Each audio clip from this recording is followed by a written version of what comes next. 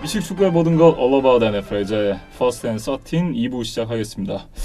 2부에서는 이제 Thursday Night Football을 제외한 12경기에 대한 프리뷰를 해볼 텐데요. 이번 주에는 이제 6팀이 바이위크를 가집니다. 덴버 브론코스, 휴스턴 텍산스, 그리고 잭슨빌 제규어스, 뉴잉글랜드 패트리어츠, 그리고 필라델피아 이글스, 워싱턴 레드스킨스까지 총 6개의 팀이 이제 바이위크를 가지게 되고요. 그러면서 이제 총 13경기가 펼쳐지는데 앞서 이제 Thursday Night Football은 일부에서 이제 프리뷰를 했으니 이제 그 다음 경기부터 이어가 보겠습니다. 볼티모어 레이븐스와 신시내티 벵갈스의 경기부터 먼저 살펴보겠습니다. 지금 전패를 기록하고 있는 신시내티 벵갈스와 6승 2패를 기록하고 있는 볼티모어 레이븐스인데 이 경기를 앞두고 신시내티 벵갈스가 주전 쿼터백을 바꿀 거라 그래요?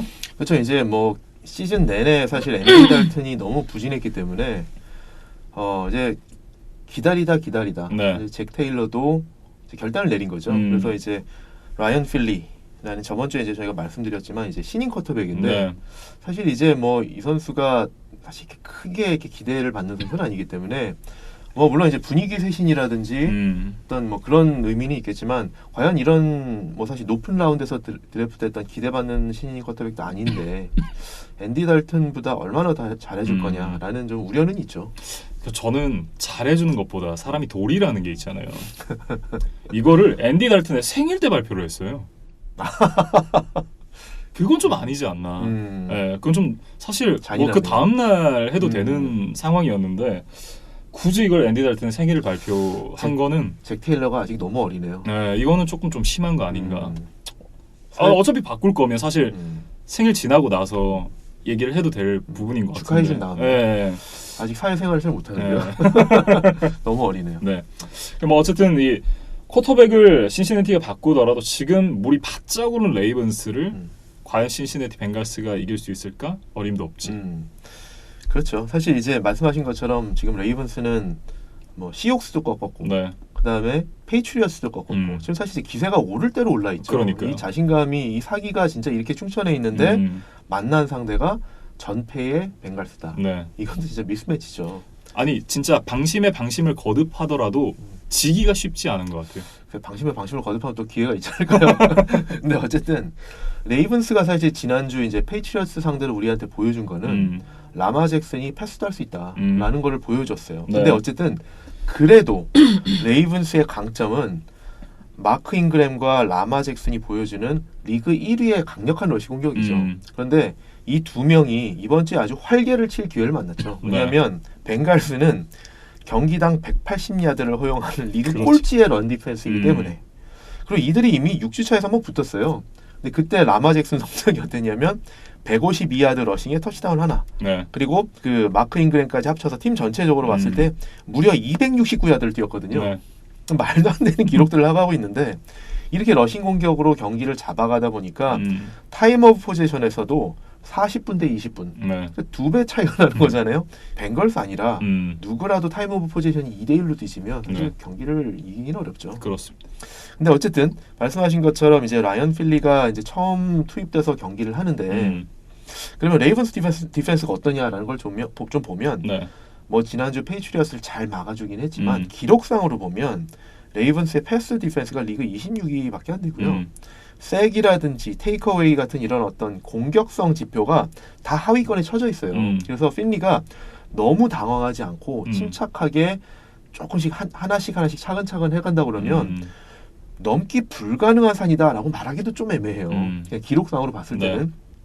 다만 이제 말씀드린 것처럼 레이븐스가 러싱 공격으로 이렇게 타임 오브 포지션을 완전히 장악하게 하게 되면 필리가 공격할 기회조차도 몇 번 안 올 거기 때문에 그 몇 번 안 되는 기회에 계속 득점을 해야 되는 부담감이 생기는 거죠. 근데 과연 신인 쿼터백이 이런 것을 해낼 수 있느냐. 지금 사기 충천한 레이븐스 상대로 어렵지 않겠느냐. 네. 그래서 저도 뭐 이 경기는 어려움 없이 레이븐스가 승리하지 않을까 생각을 해봅니다. 네, 저희도 다 이제 레이븐스의 승리를 예상을 했고요.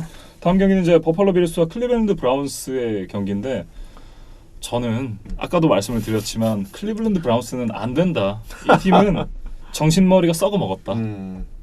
그래서 글로브트라터스다 저는 이제 말씀을 드렸는데 네. 근데 뭐 사실 브라운스는 저희가 사실 얘기를 좀 많이 했어요. 네. 그래서 이 경기는 좀 버팔로 빌스에 좀 저는 중점적으로 말씀을 드려볼까 하는데 빌스가 올해 성적을 보면 약팀들을 상대로 하면서 6승 2패를 거두고 있다라는 비아냥을 좀 듣고 있거든요. 그렇죠. 그리고 이제 이번 주에 상대하는 팀이 또 말씀하신 것처럼 또 분위기도 안 좋고 성적도 안 좋은 브라운스를 상대하기 때문에 이 경기를 버플로가 이긴다고 해도 또 여전히 비아냥을 들을 거예요. 또 약팀 상대로 이겼네. 네. 7승 2패인데 뭐 약팀들 상대로 했네. 이런 얘기를 들을 가능성이 상당히 높거든요. 그런데 이제 시즌 절반이 왔잖아요. 이러면 아무리 약팀들만을 상대해 왔다고 해도 어쨌든 뭐 지금 찍은 성적의 절반만 찍더라도 플레이오프 가능성 충분하거든요. 그래서 제가 말씀드리려는 건 뭐냐면 그 말도 맞고 제가 말씀드리려는 건 뭐냐면 선수들 좋은데 이길 경기 져서 이렇게 뭐 연패하고 이런 거보다 이길 경기 제대로 차근차근 이겨서 플레이오프 가는 게 훨씬 낫다. 그렇죠. 비아냥거리면 어떠냐. 우리는 플레이오프 간다. 이게 훨씬 낫다라는 거죠. 근데 그래서 저는 버플로 빌스가 이게 아웃사이드 노이즈에 신경 쓰느니 차라리 버플로가 어디에 신경 쓰는 게 낫냐면 지금 수비가 조금씩 구멍이 나고 있거든요. 그거를 구멍을 메꾸는 데 신경 쓰는 게 낫겠다. 근데 그 말씀을 왜 드리냐면 버플로가 지금 경기당 야디지 허용을 보면 리그 3위로 상당히 강하죠. 경기당 실점도 탑5예요. 그래서 상당히 강한 수비를 보유하고 있다는 우리 다 알고 있는데 조금 더 들여다보면 이게 사실 버플로가 패스 디펜스가 워낙 강하기 때문에 이게 전체적인 평균을 올려줘서 그렇지 그 러싱 공격에 대한 디펜스나 버플로의 패스 러시가 이렇게 강하진 않아요. 그래서 이것들이 시간이 지날수록 조금 이게 노출이 되고 있고 그거를 눈치챈 그 상대편들이 이걸 이제 공격을 하고 있거든요. 그래서 2주 전에 필라델피아 이글스가 이 버플로 빌스의 러싱 디펜스를 상대로 해서 218야드 러싱을 했거든요. 그리고 지난주에도 심지어는 워싱턴 레드스킨스도 에이드리안 피터슨이 108야드 그리고 평균 그 캐리당 6.0야드를 기록할 만큼 러싱 공격이 잘 풀렸어요. 그러니까 이게 무슨 말이냐면 계속 말씀드리지만 시즌 후반부로 갈수록 누구든 조금씩 이제 체력이 소진되기 나름인데 버펄로도 공격이 조금 부진하다 보니까 이 영향이 수비에 간다. 그래서 어떤 영향이 나타나고 있냐면 필라델피아나 뭐 이런 팀들이 러싱 공격이 되다 보니까 타임 오브 포지션을 훨씬 더 많이 가지고 가거든요. 그래서 이글스도 타임 오브 포지션에서 11번을 앞섰었고 심지어는 마이애미도 버펄로한테 타임 오브 포지션을 7분이나 앞섰거든요. 근데 이런 것들이 버펄로 빌스만이 아니라 이미 시카고에서 이런 전례를 보여주고 있기 때문에 버펄로도 뭐 약팀에게 승리했네 이런 비아냥에 뭐 신경 쓰는 것보다는 포스트 시즌 대비해 가면서 이런 것들을 잘 다시 구멍을 메꿔가는 걸 신경 쓰는 게 낫겠다. 그래서 이제 런 디펜스를 좀 더 잘 챙기자라는 건데 아마도 이번 주는 큰 걱정을 안 해도 될 것 같다. 왜냐하면 사실 브라운스가 뭐 지금 뭐 성적이 전반적으로 안 좋지만 브라운스가 지난주에 이제 브론코스한테 패했잖아요. 근데 브론코스가 버펄로 빌스하고 꽤 비슷합니다. 무슨 말씀이냐면 패스 러시가 이렇게 좋지도 않고 런 디펜스가 이렇게 더 좋지 않은데 패스 디펜스 강한 걸로 지금 이렇게 먹고 살고 있거든요.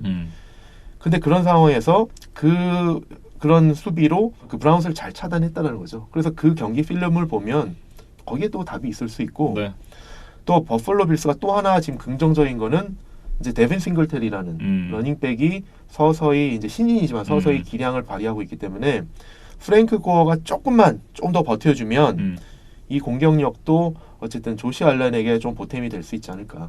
그리고 또 지난주 브론코스 얘기가 나왔으니까 하나만 더 말씀을 드리면 브론코스 지난주 쿼터백이 브랜든 앨런이었잖아요. 브랜든 앨런이 상당히 기동력이 좋더라고요. 저도 이제 브랜든 앨런이 경기하는 걸 처음 봤는데 상당히 기동력이 좋고 필립 린스를 활용을 해서 상당히 변칙 플레이를 많이 했거든요. 근데 그러면 버플러를 보면 쿼터백 자시 앨런이 브랜든 앨런하고 성만 똑같은 게 아니라 기동력이 뛰어나요. 그래서 그 플레이들을 조시 앨런도 할 수 있다. 그리고 필립 린스가 한 것처럼 데빈 싱글테리도 그 플레이를 해줄 수 있다. 그렇기 때문에 지난주 브론코스가 브라운스를 이긴 경기에 공수 양면에서 답이 숨겨져 있을 수 있기 때문에 그 경기 보고 나서면 사실 버플로 빌스가 크게 어려움 없이 이길 수 있지 않을까. 그리고 또 재미있는 거는 버플로 빌스가 이번에 그 클리블랜드 원정을 가는 거거든요. 근데 빌스가 현재 원정 3승 무패예요. 클리블랜드는 홈에서 3전 전패예요. 뭐 여러 가지로 봤을 때 빌스가 승리하지 않을까 예상을 해봅니다. 그리고 사실 일부에서 말씀을 못 드렸던 건데 지난주에 앨런의 성을 가진 3명의 선수가 모두 승리를 하면서 카일 앨런도 있군요. 그러면서 이 3개의 그 같은 성을 가진 선수가 동시에 승리한 게 처음이었다라는 어. 자막이 어디 경기에서 떴었거든요. 상당히 재밌네요. 그리고 앨런이 뭐 이렇게 스미스나 뭐 이런 것처럼 아주 이렇게 흔한 성도 아닌데. 네. 굉장히 좀 흥미로운 얘기가 갑자기 생각이 나서 말씀을 드렸습니다. 재밌네요. 네. 저희 둘 다 이제 빌스의 승리를 예상을 했고 다음 경기는 이제 디트로이트 라이언스와 시카고 베어스의 경기입니다. 저는 라이언스가 승리할 거라고 예상을 했는데 결국엔 쿼터백의 역량 차이가 이 경기 결과의 디퍼런스를 만들어낼 것이다 이런 생각을 좀 해봤어요. 그렇죠. 사실 이제 공격력에서 차이가 날 거다라는 걸 저도 동의를 하는데 한번 생각을 해보면 어떨까 싶어요. 지금 베어스가 공격이 못한다는 건 다들 알잖아요. 네. 그래서 베어스의 지금 공격 지표를 한번 좀 뽑아보니까 패싱 공격이 리그 30위, 러싱 공격이 27위. 그래서 그걸 합친 토탈 공격력이 29위. 경기당 득점이 27위거든요. 네. 근데 라이언스가 수비를 되게 못해요. 근데 이제 그게 그만큼 알려지지는 않았는데 어느 정도 못하느냐? 이게 지금 베어스 공격 말씀드린 거 상당히 대깔끔한입니다. 한번 들어보세요. 베어스 공격이 패싱 공격이 30위, 라이언스 패싱 디펜스가 30위. 베어스 러싱 공격이 27위, 라이언스 러싱 디펜스가 27위. 그래서 합쳐서 총 오펜스가 베어스가 29위, 총 디펜스가 라이언스가 31위, 조금 더 떨어져 있습니다. 그리고 경기당 득점이 베어스가 27위, 라이언스가 경기당 실점이 27위. 상당히 재밌지 않습니까? 그러네요. 그래서 역대급 약대 대결이죠. 역대급으로 약한 베어스 공격 대 라이언스 수비. 그럼 그 두 개 중에 누군가 하나는 더 약할 건데. 그렇잖아요. 그래서 이제 이것만 가지고는 판단이 어렵다. 그래서 이제 어떻게 봤냐면 일단 라이언스 공격을 보면 라이언스가 러싱 공격은 부진하지만 패싱 공격이 좋잖아요. 패싱 공격이 리그 3위인데 그 강한 패싱 공격을 바탕으로 해서 라이언스가 꾸준히 22점에서 30점까지는 수비의 강약과 상관없이 뽑아내주고 있거든요. 맞아요. 장신 3대장을 그렇죠. 필두로 내세워가지고. 그렇죠. 그래서 심지어는 바이킹스 상대로도 30점을 냈어요. 올 시즌 유일하게 차저스한테만 13점에 묶였는데 그 경기는 이겼었거든요. 네. 그 경기를 제외하고는 상대편 수비의 강약을 떠나서 꾸준히 22점에서 30점을 내주고 있다. 그러니까 베어스 수비가 강하던 약하던 이 정도는 기대할 수 있지 않을까. 네. 22점에서 30점. 그러면 베어스가 이기려면 22점에서 30점을 내야 된다는 거잖아요. 그 이상을 내야 된다는 거잖아요. 근데 베어스가 낼 수 있겠느냐. 상상이 안 되는데. 지난주 이글스 상대로 14점.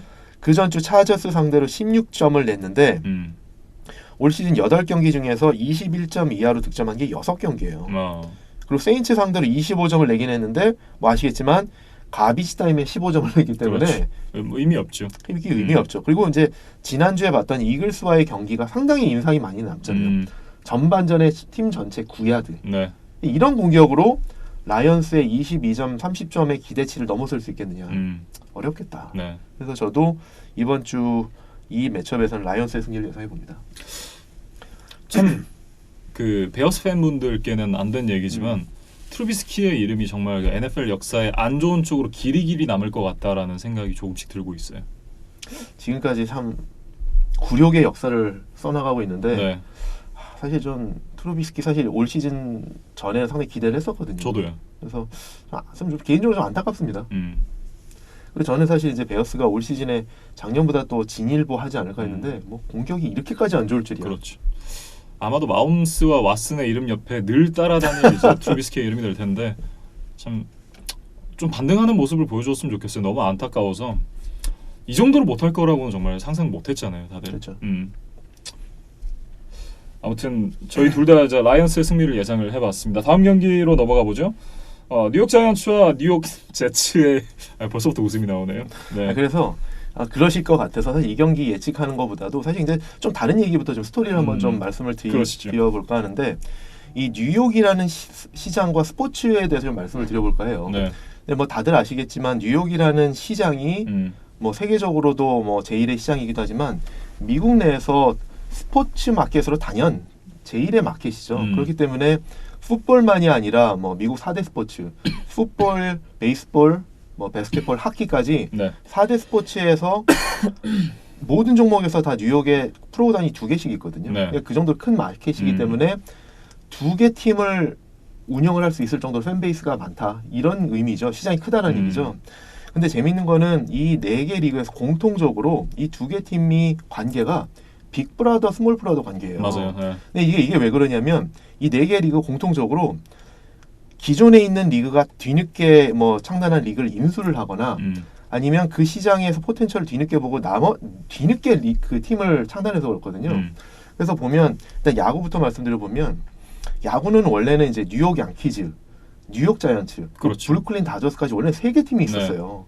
그랬는데 1958년에 뉴욕 자이언츠와 브루클린 다저스가 동시에 샌프란시스코와 LA로 이주를 하면서 이 큰 시장이 한 팀만 떡 남게 된 거죠. 그렇죠. 그러면서 여기에 이 빈자리를 메꾸기 위해서 뉴욕 매츠라는 신생 구단을 뒤늦게 창단을 한 거죠.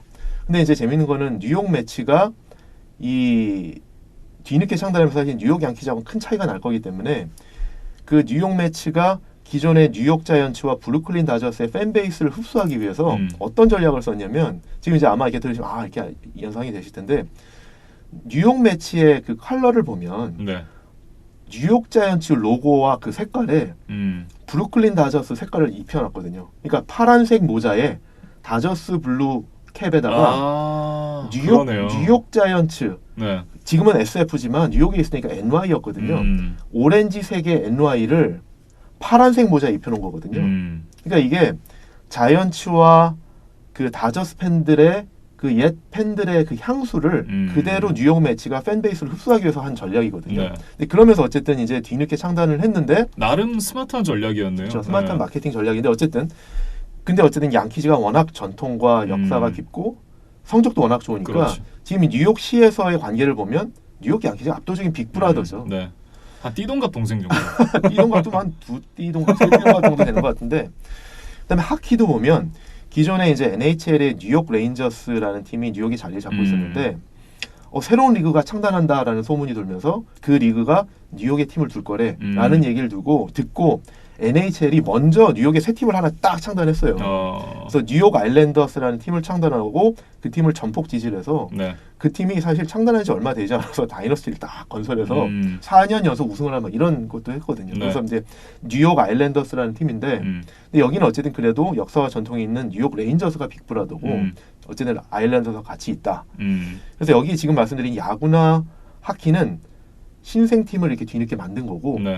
지금 우리가 주로 다루는 풋볼, 그다음에 농구는 사실은 이제 라이벌 리그를 인수하면서 생긴 거거든요. 그러니까 네. 사실 이제 풋볼 같은 경우에는 그 역사와 전통이 있는 NFL의 뉴욕 자이언츠가 이미 자리를 잡고 있는 땅에 네. AFL이 합병이 되면서 그 뉴욕 제츠라는 스몰 브라더가 들어온 셈이죠. 네. 그리고 NBA도 보면 NBA라는 리그가 있으면서 거기에 역사와 전통이 있는 뉴욕 닉스라는 팀이 있었는데 새로운 신생 리그 ABA라는 리그가 있었거든요. 이제 아메리칸 바스켓볼 어소시에이션이라는 리그가 창설해서 이제 운영을 하면서 네. 그 리그 전체를 합병을 하지는 않았고 NBA가 그 리그에 있는 팀 일부만 팀들을 몇 개만 인수했어요. 근데 그 중에 하나가 뉴저지 넷스. 근데 뉴저지가 이제 어쨌든 뉴욕 뉴저지 그 메트로폴리탄의 같은 지역에 있기 때문에 같은 지역으로 같은 마켓으로 흡수가 됐고 뉴욕 닉스가 이제 빅브라더인 거죠. 근데 네. 이제 최근에 뉴저지 넷스도 이제 아예 브루클린으로 옮겨서 이제 뉴욕에서 이제 경쟁을 벌이고 있죠. 그래서 어쨌든 이런 이게 재밌는 거는 이제 두 팀씩 있는데 빅브라더, 스몰 브라더 그런 관계가 있다. 그런데 어쨌든 다시 이제 우리 본론으로 돌아서 뉴욕 자이언츠와 뉴욕 제츠의 관계를 좀 더 보면 원래는 그냥 빅브라더, 스몰 브라더 관계였는데 형 동생 관계였는데 이들이 이제 같은 경기장을 쓰잖아요. 그러면서 이제 그 맷라이프 스테디움이라는 신설된 경기장을 지으면서는 네. 이 경기장을 50대 50으로 같이 투자를 해서 조인트 벤처로 같이 오너십을 가지고 있기 때문에 이제는 어느 정도 뉴욕 제츠 입장에서는 이렇게 주장을 해요. 빅브라더, 스몰 브라더가 아니라 우리는 동등한 사업 파트너. 이제 그런 주장을 하는데 지금 필드에서 성적을 보면은 뭐 뉴욕 제츠가 동등한 입장이라고 뉴욕 제츠가 동등한 입장을 말하기엔 조금 이제 뭐 창피한 입장이지만 네. 그렇다고 해서 뉴욕 자이언츠도 많이 형은 아닌 것 같아요. 그렇죠. 아니 역사를 따져보면 사실 뭐 비교가 안 되죠. 네, 뭐 역사를 따져보면 슈퍼볼 시대에만 자이언츠는 슈퍼볼 5번 올라서 4번 네. 우승을 했고 제츠는 한 번 진출에 한 번 우승을 했는데 뭐 어쨌든 그건 말고도 단순히 이제 우승 준우승을 떠나서도 네. 자이언츠는 전통적인 강호고 그렇죠. 제츠는 어떻게 보면 조금 이렇게 좀 하위권에 처져 있는 일이 많은. 여기도 사실 이제 명확하게 큰형 작은 동생 뭐 이런 느낌이긴 그렇죠. 해요. 역사만 놓고 봤을 때. 근데 어쨌든 이제 경기장이 공유하는데 5대5 지분 구조이기 때문에 우리는 파트너다. 사업 파트너다라고 이제 좀 얘기를 하고 있습니다. 근데 어쨌든 이 경기를 그래서 좀 보면 네. 이 경기를 좀 말씀을 드려보면 이 두 팀 간의 역대 전적을 보면 자이언츠가 8승 5패로 앞서 있어요. 그런데 가장 최근에 펼쳤던 2015년 대결에서는 잭스가 이겼거든요. 네.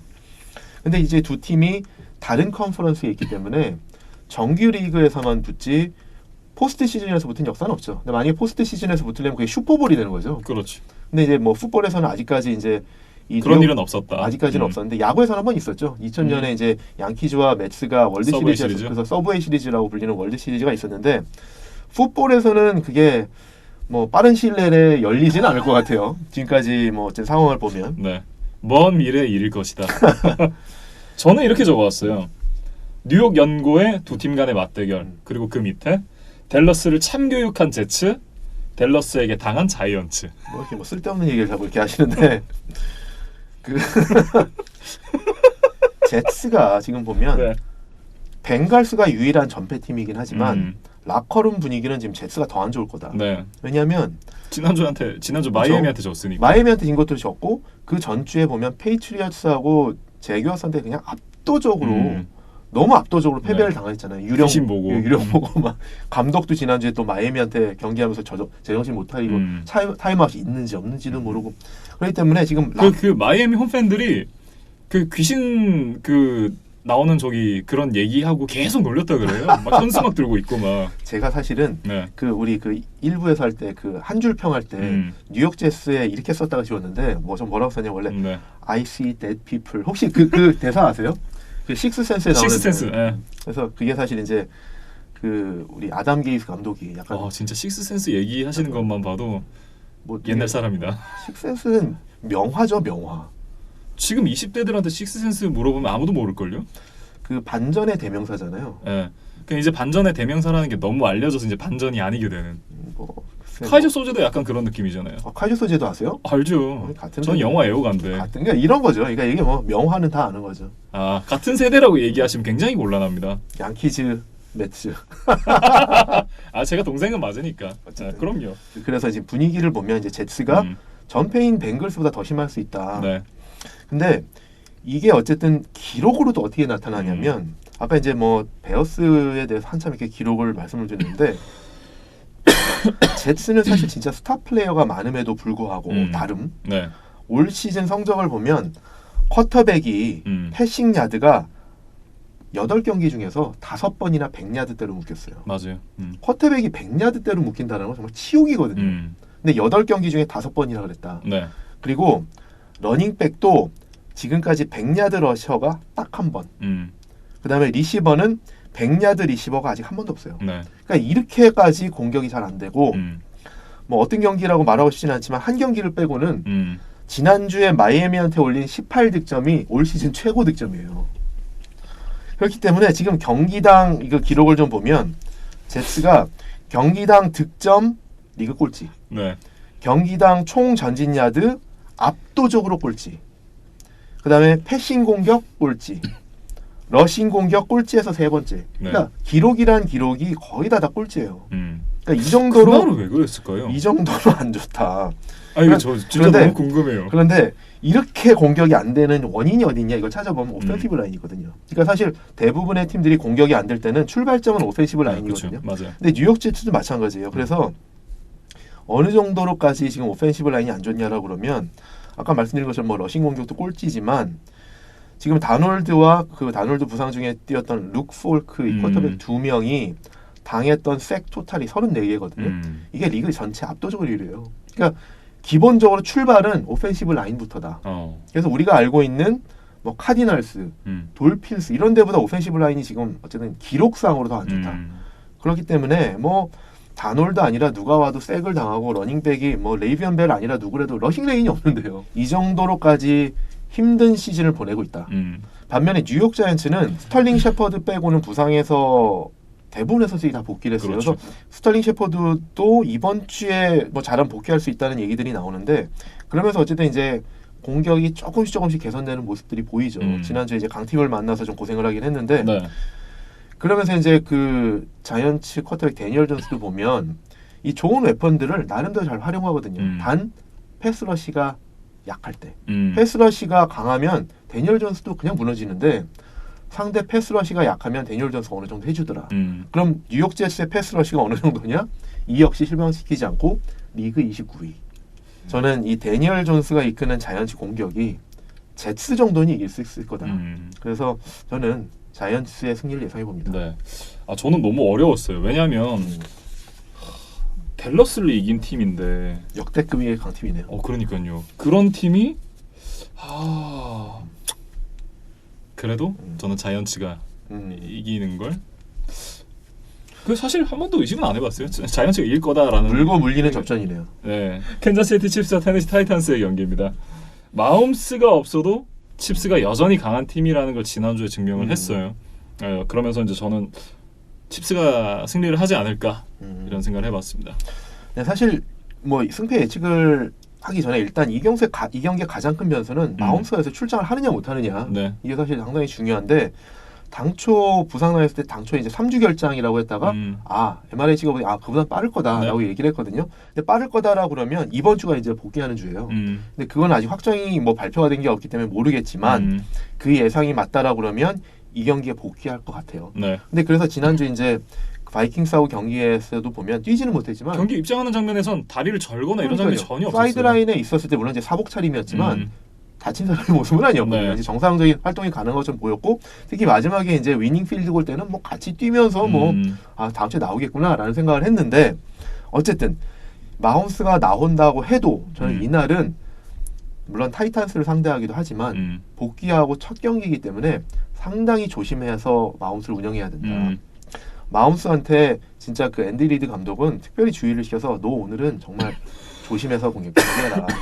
원래대로 경기하지 말고 평소대로 하지 말고 조금 보수적인 경기해라라고 하면서 주의를 시키고 플레이콜도 평소와는 좀 다른 플레이콜을 해야 됩니다. 그래서 마홈스를 최대한 그 부상의 위험에 노출시키지 않도록 조심하면서 앞으로 경기를 치르면서 조금씩 페이스를 올려가는 이런 형태를 해야 되지 않을까 싶어요. 그래서 최대한 마홈스를 파켓 패서 가까이 가처럼 두고 필요하다 그러면 이 테네시 타이탄스가 또 나름대로 패스 러시가 강하기 때문에 필요하다 그러면 이 파켓을 잘 보호해주기 위해서 타이드엔드가 됐건 러닝백이 됐건 엑스트라 블락을 돌아. 그래서 마홈스를 좀 보호하는 공격을 해야 된다. 네. 근데 그렇더라도 그 마홈스가 평소대로 이렇게 뭐 스크램블링하고 러싱 엘러멘트를 빼더라도 그 외에도 무기가 많다. 그렇죠. 뭐 타이릭 힐이라든지 세미 와킨스라든지 켈시 뭐 정말 무기가 많기 때문에 타이탄스 상대로 해서는 충분히 그 정도 기량으로도 충분하지 않을까라는 생각을 해보고요.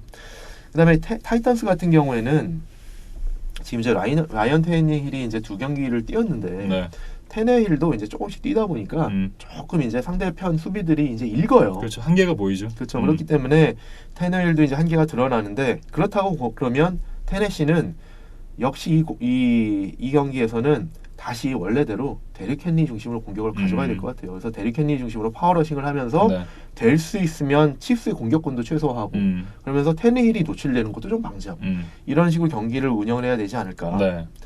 그리고 이제 이 경기에서 또 하나의 변수가 될 수 있는 게 뭐냐면 지난주 칩스의 수비에 복귀했던 크리스 존스. 크리스 존스가 지난주 바이킹스 경기에서 델빈 쿡을 막는데 상당히 큰 공헌을 세웠거든요. 그래서 이번 주에 그 타이탄스가 그 데릭 헨리 중심의 러싱 공격을 해도 크리스 존스가 저번 주에 해준 것처럼 활약을 해준다 그러면 상당히 좀 타이탄스 입장에서 당황스러운 상황이 될 수가 있다. 네. 물론 쿡보다는 뭐 어떤 그렇죠. 네. 피지컬이 너무 좋기 때문에. 그렇죠.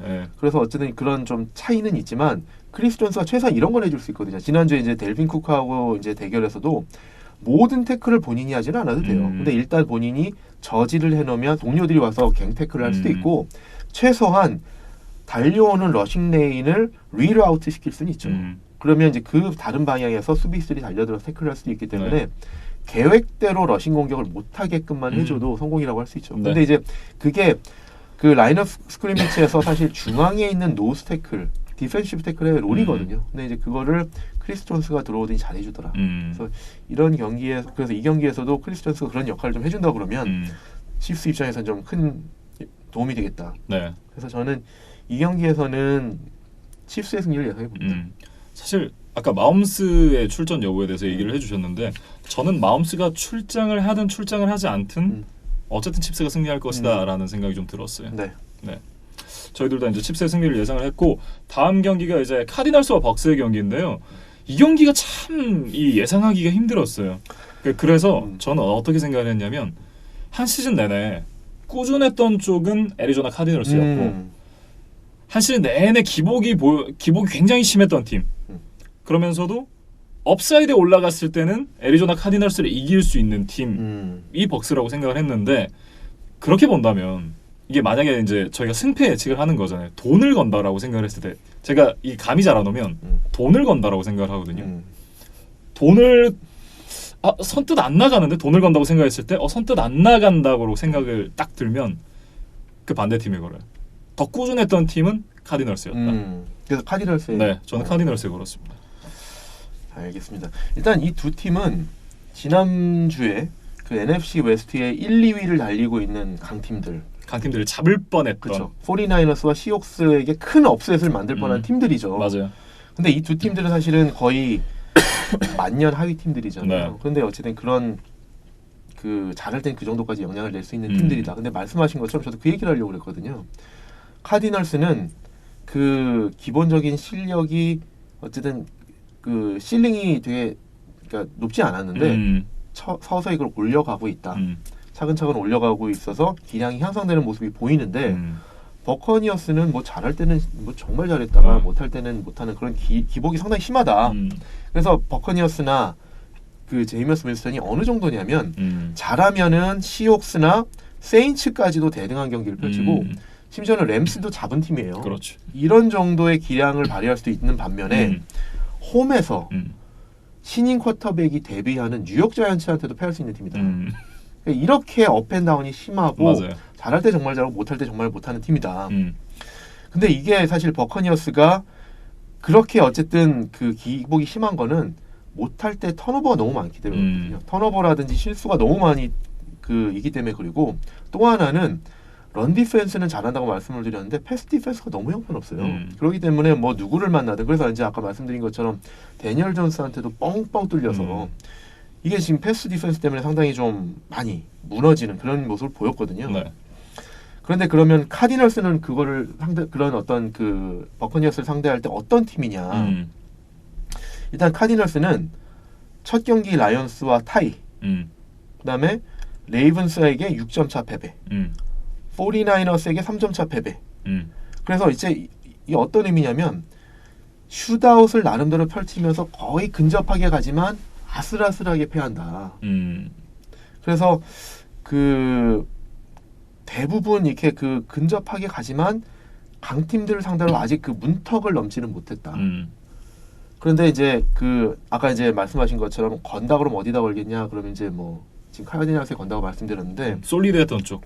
네. 근데 저는 이 두 팀들이 지금 이 경기 양상이 어떻게 갈 거냐라고 보면 버커니어스의 최근 트렌드를 보면 이 기복이 심한 팀이 카디널스를 상대로는 카디널스 수비가 이렇게 좋고 뭐 그러진 않기 때문에 그렇죠. 턴오버가 그렇게 많지는 않고 다시 한번 그 기복이 심한 것 중에서 높은 쪽을 찍지 않을까. 그리고 2주 연속 고점을 찍을 것이다. 그리고 카디널스는 조금씩 개선되는 모습이고 그러면 이게 그 발전하는 모습 때 업사이드 포텐셜을 딱 찍은 모습과 대결했을 때 슛아웃이 이루어진다라고 봤을 때는 그 포텐셜은 저는 버커니어스가 더 그렇죠. 높다. 맞아요. 라고 봐서 저는 버커니어스가 승리하지 않을까라는 예측을 해봅니다. 그래서 사실 그리고 또 버커니어스가 말씀드린 것처럼 이게 있거든요. 버커니어스가 뭐가 좋냐면 라인베커 진영이 되게 좋아요. 그래서 라인베커 진영이 샥 베렛, 데빈 화이트, 라반테 데이빗 등 이 라인베커 진영이 상당히 좋기 때문에 이 카디널스가 지금 많이 하고 있는 숏패싱 게임, 네. 그다음에 그 카일러 머리의 그 옵션 플레이 이런 것들을 라인베커들이 차단해 줄 수 있을 것 같다.